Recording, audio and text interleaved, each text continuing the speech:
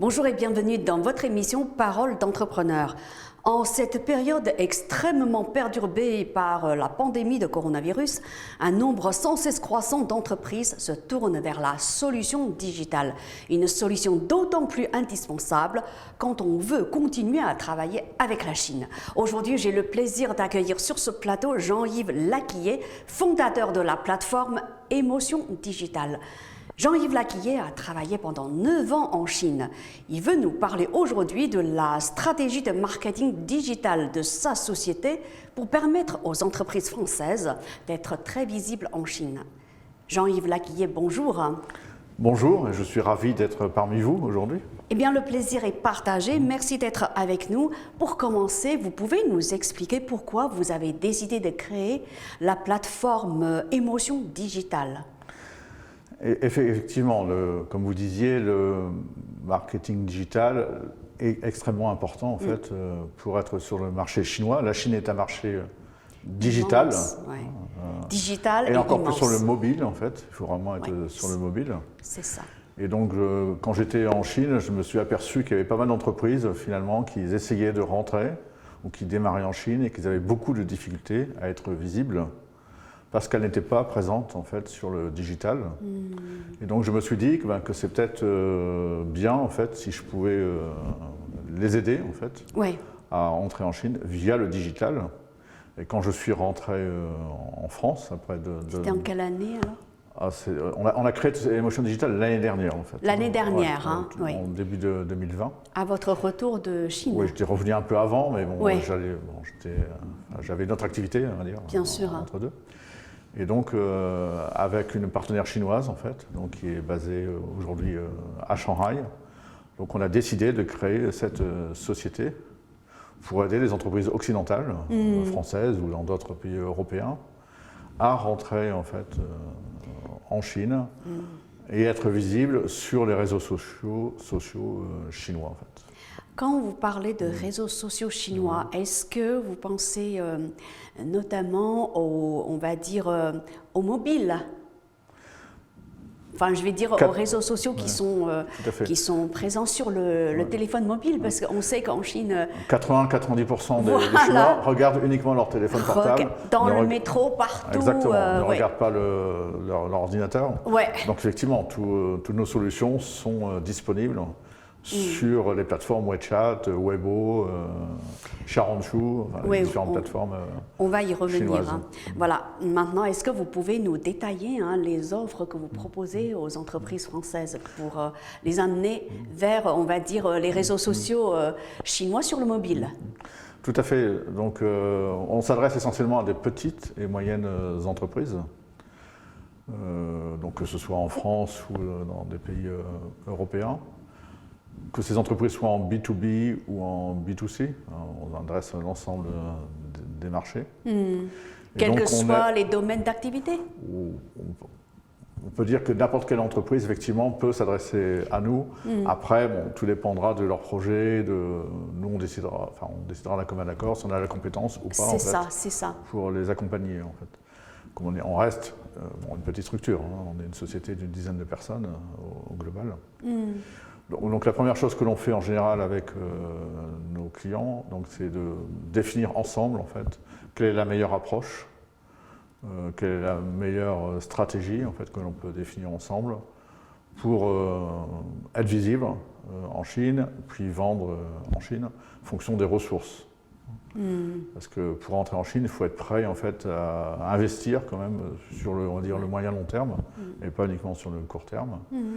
Et le coût du marketing en Chine, finalement, est relativement élevé, en fait. C'est-à-dire? Il y a énormément de clients qui pensent que la Chine est moins chère, en fait. En fait, c'est l'inverse. C'est l'inverse. Le marketing digital en Chine, finalement, est plus cher que ce que l'on peut... Pour quelle raison? Parce que la Chine est un marché très compétitif. Et donc, comme c'est un marché compétitif, il faut être en plus présent sur plusieurs plateformes, en général. Faut vraiment sur plusieurs plateformes à la fois. Il faut vraiment avoir une stratégie omnicanale, en fait. Multicanal, Et donc, la présence sur plusieurs médias sociaux fait qu'au global, en fait, au global, le coût pour être vraiment visible est significatif, on va dire. Mais et donc on adapte Ouais. ces coûts en fait, à fonction des ressources qu'a l'entreprise. C'est ça. Et peut-être aussi en fonction de la nature de plateforme. Tout à fait.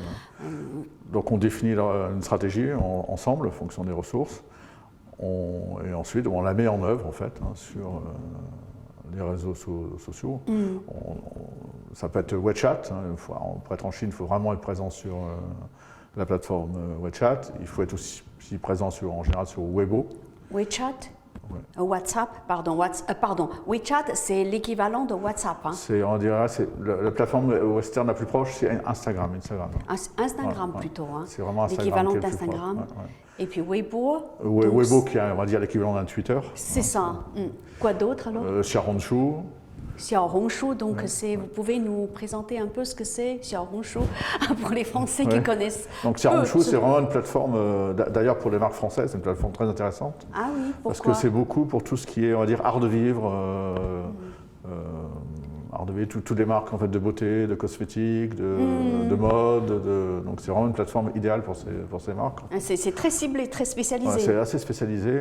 Et donc une petite marque en fait, qui n'est pas connue et qui va rentrer sur cette plateforme, on va l'aider vraiment à avoir la visibilité, à ce que les Chinois suivent en fait, cette marque, donnent des commentaires sur les produits, des commentaires sur la marque et étendent un peu la notoriété. En fait. Donc Xiaohongshu, si je peux me permettre de le traduire comme ça, c'est le petit livre rouge en fait. Exactement.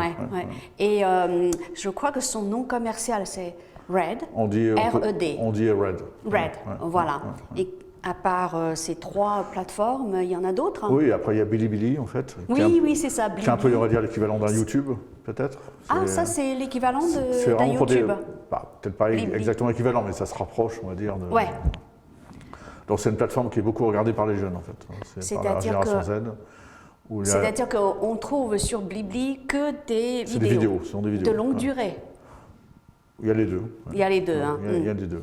Donc là, ça fait 4. Après, on a...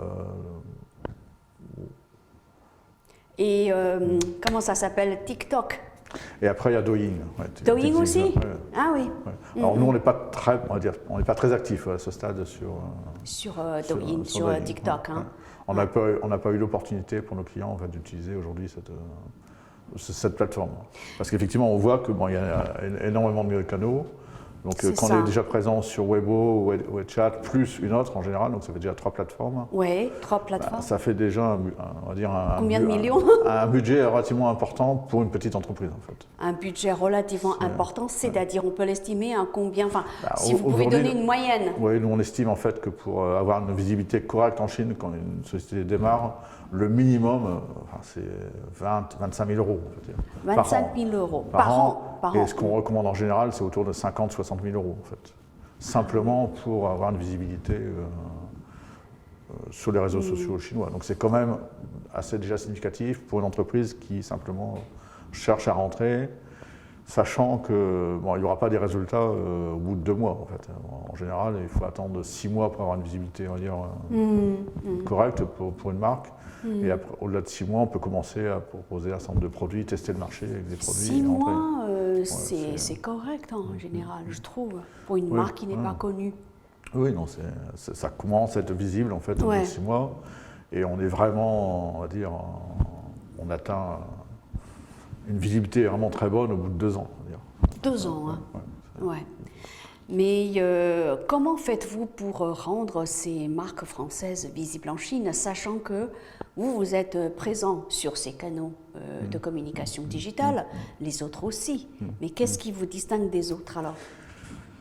Aujourd'hui, c'est pour ça que j'expliquais, en fait, on s'adresse à l'ensemble des marchés, mais d'un autre côté, on sélectionne les clients avec qui on pense qu'on va pouvoir vraiment en fait, apporter de la valeur en fait, et créer une bonne visibilité sur la Chine, de par notre connaissance des marchés, de par nos compétences, les compétences que l'on a dans l'équipe chinoise à Shanghai. Et notamment, on va beaucoup utiliser donc, ce qu'on appelle WeChat marketing en fait, pour, au travers en fait, de tous les contenus que l'on va générer pour la marque, au travers de tous les commentaires des followers, qu'on va essayer d'obtenir, de construire vraiment une communauté. Oui, c'est ça le plus important. Pour la marque. Ouais. Une communauté de followers vraiment actifs. C'est ça. Et qu'on va faire grandir avec le temps et par de plus en plus de contenu, d'interaction en fait, avec les followers de cette communauté. C'est ça vraiment la clé en fait. La clé, oui. En fait, vous êtes une équipe biculturelle. Hein. Exactement. Vous êtes basé en France, votre collaboratrice chinoise à Shanghai. Mais qui fait quoi? Donc moi personnellement, donc effectivement, je suis basé à Paris et donc je m'occupe en fait des clients occidentaux, on va dire. Vous vous occupez on va dire des prospects? Exactement. Oui, c'est ça. Oui. Donc, alors, la relation avec les clients occidentaux. Et comme j'ai vécu pas mal d'années et travaillé en Chine, donc je comprends bien en fait le marché chinois et donc je fais le lien entre le client, l'équipe chinoise et le marché chinois en fait. C'est ça. Essayer de traduire en fait, traduire pas seulement dans la langue, mais traduire dans la culture en fait, pour vraiment faire le pont entre l'Occident et la Chine, et l'équipe chinoise donc, va mettre en œuvre en fait, les solutions sur les réseaux sociaux chinois, suivre l'impact que l'on peut avoir sur ces réseaux pour les clients en fait. C'est une gestion quotidienne en fait. Hein. Une fois qu'on a des clients, il faut les suivre. C'est une gestion, et je dirais même en Chine, c'est même pas quotidien, c'est une gestion à l'heure. C'est à l'heure, oui. C'est à l'heure, il faut vraiment être extrêmement actif, très présent. Très présent, parce qu'un client chinois, il a souvent des questions, il a souvent des commentaires. Il faut répondre, oui. Et donc on fait le support donc pour les clients. Il faut vraiment répondre, je dirais pas dans la minute, mais dans l'heure qui suit. Quoi. Sinon, alors, une question, on va dire, d'ordre pratique, hein. C'est que moi, personnellement, j'utilise beaucoup WeChat, mais très très peu ou quasiment pas Weibo. J'utilise pas non plus le petit livre rouge ni Blibli, voilà, parce que je suis basée en France et mon canal de communication avec beaucoup de personnes, qu'elles soient françaises ou chinoises, c'est WeChat. Et je sais d'expérience que quand on crée un groupe, une communauté de discussion sur WeChat, en fait, on est limité en nombre. Par exemple, c'est 500 personnes par groupe. Exactement. Mais dans ce cas-là, si vous voulez atteindre un nombre de clients chinois important via WeChat, pour ne citer que ce canal, comment faites-vous? Vous multipliez les... Donc, il faut effectivement multiplier le nombre de groupes, et on peut avoir 30 groupes de 500 personnes, c'est pas un problème. Donc, ce qui est important, c'est de bien essayer de faire des groupes relativement homogènes. Ou cohérent d'après un certain nombre de critères que l'on se définit et qu'on essaie d'orienter en fait, des followers dans des groupes d'intérêt commun en fait.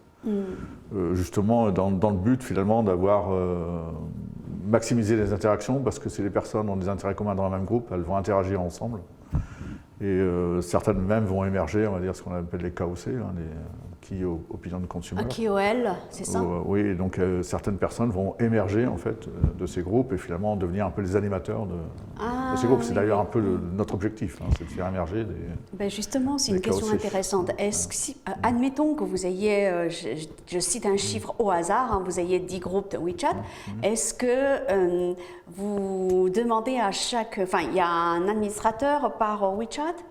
Vous demandez à une personne en particulier de s'en occuper, d'animer? On ne va pas demander à une personne au départ, donc on va essayer d'inciter effectivement une personne à émerger. C'est un peu notre rôle en fait, d'arriver à ça. Ce qu'on peut arriver à faire aussi sur on va dire des clients plus importants, c'est finalement d'avoir une personne de notre entreprise en fait, qui est présente dans chaque groupe. C'est ça qui est bien. Ouais. Et d'être l'animateur de ce groupe. Tout à fait. On essaie un peu les deux en fait, de faire émerger en fait parmi les followers un leader en fait, et aussi au départ souvent d'injecter en fait une ressource, l'émotion digitale dans le groupe en fait pour faire animer ce. Alors on sait que actuellement il y a 6 heures de décalage horaire entre la France et la Chine. Et comment faites-vous pour travailler avec votre équipe en Chine? La communication, c'est surtout le matin. hein, mais bon, après, c'est pas gênant. On a les emails, C'est pas gênant, vous êtes habitué. On a WeChat, on a. Oui, c'est ça. De toute façon, vous pouvez On a communiquer à tout moment d'ailleurs, hein, ça c'est vrai. Non, c'est franchement pas un problème, Ouais. surtout quand on est sur le digital. Oui, tout à fait. Non, Alors, j'aimerais bien savoir pour quelle société française hein, ou chinoise basée en France vous avez déjà travaillé. Parmi les clients, on a eu Okaidi, hein, qui est une marque de vêtements pour les petits-enfants. En fait. Pour les petits-enfants. Française, hein, bien sûr. Marque française. Français. On a eu Clarins. En fait. Clarins Ouais, on a eu Clarins. Pour citer 2 marques françaises. Actuellement, on est en discussion avec un réseau de marques, en fait, en France, dans le domaine de l'art de vie à la française. Oui. Donc, on devrait conclure très prochainement. Ouais. Dans le domaine du vin aussi. Mais là, on est encore en discussion, donc je ne peux pas citer. Oui, dans le domaine du vin, donc ça reste un peu confidentiel. Ouais, hein. à ce stade. Ouais. Autrement, on a pas mal aussi d'entreprises chinoises, en fait, hein, parce qu'on est basé aussi en Chine, donc on a des clients chinois, on a des clients en Angleterre, en fait. Ah oui, des clients anglais. Anglais qui cherchent, qui sont donc, sur le marché chinois ou qui rentrent, qui sont oui. déjà rentrés sur le marché chinois, notamment dans le domaine de l'éducation. Très intéressant. Est-ce que vous pouvez nous en dire plus dans le domaine de l'éducation? Parce que j'ai été contactée par des personnes pour justement travailler dans le domaine des échanges, on va dire, dans le domaine de l'éducation. Oui, donc on a des universités en fait. Qu'est-ce que c'est vous? C'est quoi? Des universités en fait qui cherchent à être visibles en fait, pour accueillir des étudiants. Oui. Donc on a travaillé avec 2 universités à Shanghai en fait pour attirer des étudiants notamment en Angleterre. Et à l'inverse en fait, donc là, on est en train de travailler avec une société anglaise en fait pour des cours de tutorat à distance. En anglais, en fait, pour des cours en anglais, donc des étudiants. Vous êtes très chinois. actif. Hein. Ouais. Alors, Jean-Yves Laguillet, est-ce que vous pouvez revenir brièvement sur votre parcours? Parce que vous avez quand même vécu 9 ans en Chine, c'est pas rien. Ah oui, je suis arrivé en Chine, c'était en 2006-2007. Oui. Dans quel contexte? Donc, j'étais envoyé à l'époque, je travaillais pour une entreprise française, en fait, leader dans son domaine, dans le domaine de matériaux, en fait. Et donc qui voulait s'étendre, se développer sur le marché chinois. Voilà. Et donc je suis arrivé en Chine à cette époque-là, en fait, pour prendre la direction industrielle, en fait, dans un domaine assez différent, et des ressources humaines. Voilà. Donc pour développer, implanter C'était dans quelle la société. ville? Donc j'étais basé à Beijing, en fait, à Pékin. À Pékin, oui. Et nos sociétés étaient basées dans différentes régions de Chine. Donc vous dirigez... Y compris dans des régions très différentes, en fait, dans le centre de Henan, dans le centre de la Chine, et puis dans le sud, dans le Guizhou. Donc qui est des provinces très différentes, en fait. Et donc, ce qui vous a amené à voyager dans ces différentes provinces. Ouais. Et à voir que la Chine, c'était un vrai continent, en fait. Il ne faut vraiment pas voir la Chine comme un pays, quoi. C'est un continent avec entre le nord, le centre, le sud, les différentes régions, finalement des cultures qui peuvent être différentes. On va dire. Qu'est-ce qui vous a le plus marqué alors? On va dire tout. Tout m'a marqué. Oui. Parce qu'au bout de quelques mois, je me suis rendu compte que c'était quand même pas facile. Et à l'époque, j'ai décidé un peu de dire, allez, j'oublie en fait mes références françaises. Oui, parce que vous êtes arrivé avec beaucoup de références, avec beaucoup de références. Va dire françaises. Hein, ouais. Et donc j'ai vu que ça ne marchait pas toujours. Et donc, je vais un peu mettre de côté en fait, mes références et je repars. Pour se mettre dans la peau d'un Chinois. Repartir à zéro et me mettre dans la peau d'un Chinois, exactement. Alors, donc c'est un peu ce que j'ai fait. Ça a marché? Et puis ça a super bien marché. Et c'est vraiment une leçon importante. Hein. Quand on est en Chine, il faut vraiment agir en tant que Chinois. Comme je dis souvent à mes clients, quand on veut rentrer en Chine, il faut vraiment avoir une approche chinoise. Si vous y allez avec une approche anglaise ou française, ça ne marchera pas. L'autre jour, quand je vous ai eu au téléphone, vous m'avez dit j'ai un peu de mal à me réadapter au rythme de vie français. Qu'est-ce que ça veut dire? La vitesse chinoise, c'est à peu près 7 fois, on va dire, la vitesse française. Oula. Et donc, le rythme est si différent qu'effectivement, quand on vient en France, on trouve que tout est long, tout est lent, les processus de décision sont extrêmement lents. C'est plus rapide en Chine? Ah oui, on va dire à peu près 7 fois, souvent 7 fois. 7 fois.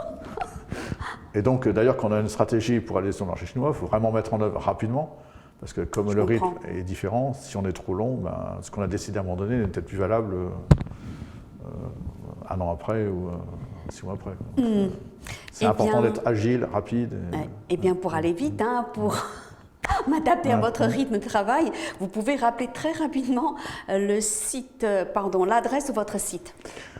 Donc, emotiondigital.fr, on va dire. Donc, émotion digital tout collé, .fr. Merci beaucoup et je vous souhaite beaucoup de succès. Merci beaucoup. À bientôt.